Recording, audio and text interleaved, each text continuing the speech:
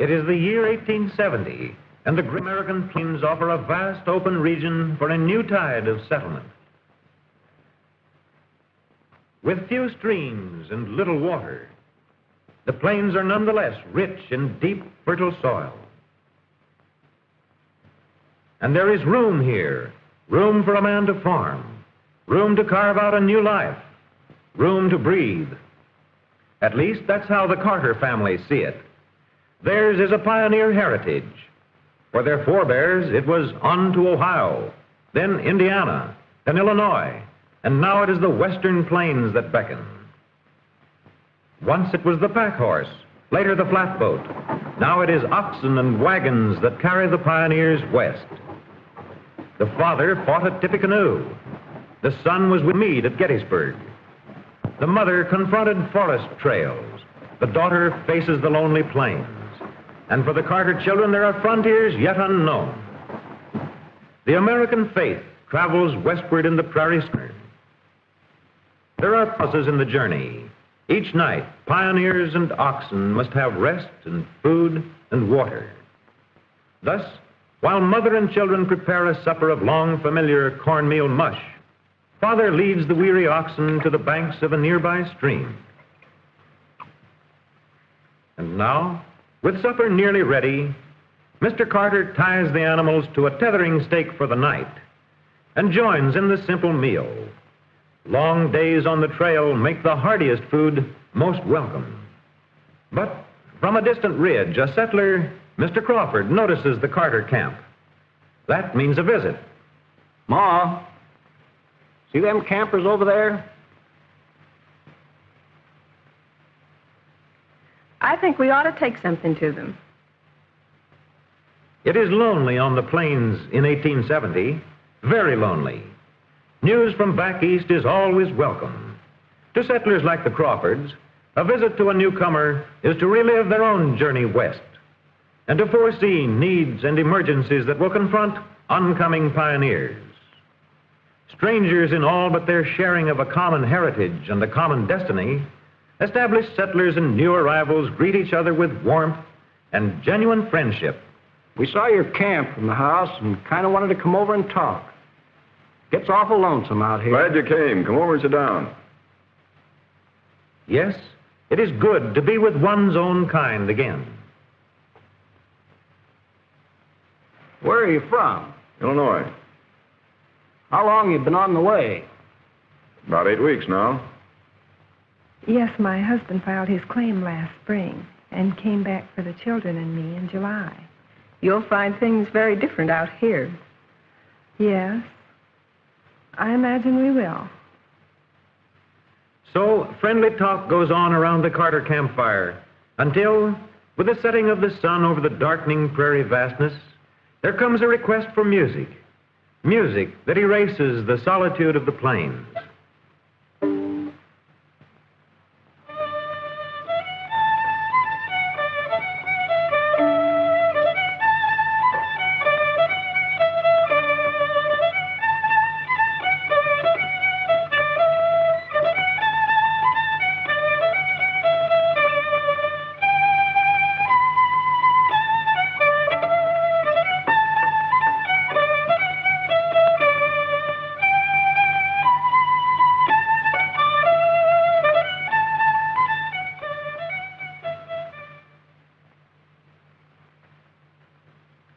The days pass, and steadily the Carters press on westward. Only a little distance now to the claim, already coming into view. But new trials lie ahead. Cattlemen have long considered the plains their land for grazing their vast herds of cattle. Aiming to settle around here, mister? See that cornfield right over there? That's mine. This year's cattle land. It's no good for farming. Have you seen my crop of corn? No, but this is all ex-borrow grazing land. That's not what my claim stakes say. Well, partner, as the saying goes, I guess you'll just have to live and learn. Not very pleasant words to hear. But those who have faced repeated dangers and privations for their staunch pioneer faith are not easily shaken in their resolve. And now, finally, The long journey ends. After nearly 3 months, the Carters are on soil bounded by claim stakes driven last spring. Past are the hazards of the trail, unknown streams, the dreary monotony of day after day under the blazing sun. They have come through all in safety. The soil is theirs. Ahead of them lies the life of pioneers. They will build their future here on the prairies by hard work, by unwavering courage, and the mutual helpfulness necessary to carve a living out of the virgin prairie. For their present home, they will use the small dugout built last spring by Carter during the planting and cultivation of the first crop of corn. That corn is now ripened and almost ready for the harvest. It is corn heavy with mature ears. A good first crop brings the reassurance that success may attend their new venture, that they may depend on a rich, friendly soil to sustain life. For their new home, the plowed sod of the fertile soil furnishes most of the material.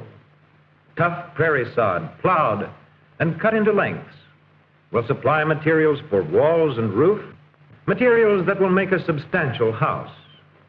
With sod laid carefully, a thick wall grows layer by layer, each section smooth before another is placed upon it.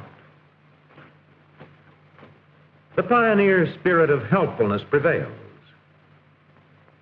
Mr. Lewis and his son are neighbors, experienced in sod house construction, and the walls grow upward to the ridgepole of cedar brought from a nearby canyon. Sod walls, smoothly trimmed, will shed rain well, will be less easily eroded by the wind. On the plains, lumber is precious.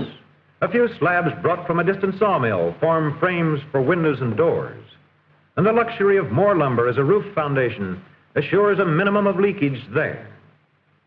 At once, the new home is circled by a fire guard, 2 plowed rings of several furrows each. Between these 2 plowed paths, Carter burns the grass and thus protects the house from the dreaded prairie fire by the gap formed by the blackened, barren area. Within the completed sod house, Mrs. Carter has set up housekeeping.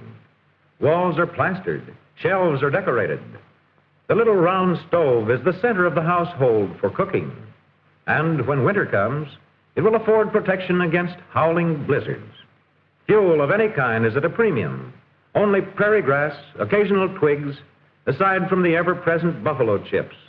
The collecting of these forms a considerable part of each day's routine for Irene and James.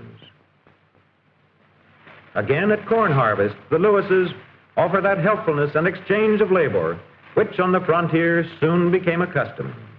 Cooperation here is a necessity. Today, on his return from the purchase of a horse, Paul Carter has gained another acquaintance, a venerable circuit-riding minister, the Reverend Mr. Hanson, whose parish is broad and vaguely limited here on the windswept plains. The outposts of Western civilization are already rapidly being organized into a society as new settlers continue to arrive. In the prairie loneliness, the minister's visits will always be timely. I'll have dinner ready soon, and you'll be more than welcome.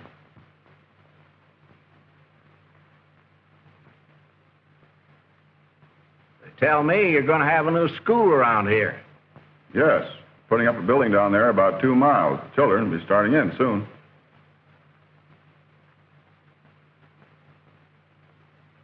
You know, they'll live to see a lot of changes in this section. Yes, I guess they will. But I don't think the land will ever change much. Not the prairies.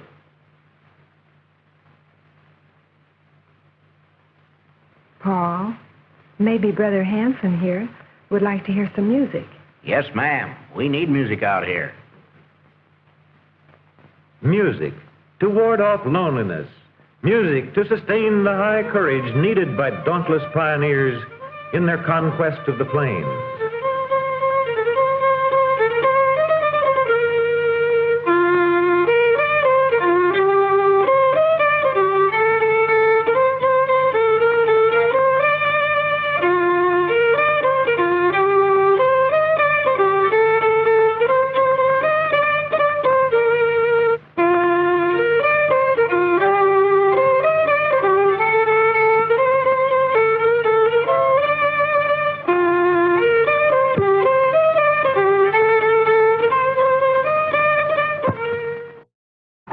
it is oxen and wagons that carry the pioneers west. The father fought at Tippecanoe. The son was with Meade at Gettysburg. The mother confronted forest trails. The daughter faces the lonely plains. And for the Carter children, there are frontiers yet unknown. The American faith travels westward in the prairie schooner. There are pauses in the journey. Each night, pioneers and oxen must have rest and food and water. The plains are nonetheless rich in deep, fertile soil. And there is room here, room for a man to farm, room to carve out a new life, room to breathe. At least that's how the Carter family. It is the year 1870, and the great American plains offer a vast open region for a new tide of settlement.